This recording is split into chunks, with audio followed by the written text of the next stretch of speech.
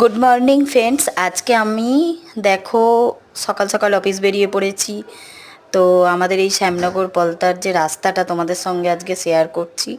তো শ্যামনগর পলতার রাস্তাটা কীরকম তোমরা দেখো। সবাই তো আর শহরে বাস করে না, কেউ কেউ গ্রামে বাস করে। গ্রামের এই রকম সবুজ যে পরিবেশটা সেটা তোমাদের সাথে শেয়ার করছি। দেখো সবুজ পরিবেশ, আমাদের গ্রামে নিজস্ব বাড়ি, আরও কিছু ভিডিও আনবো তোমাদের সঙ্গে।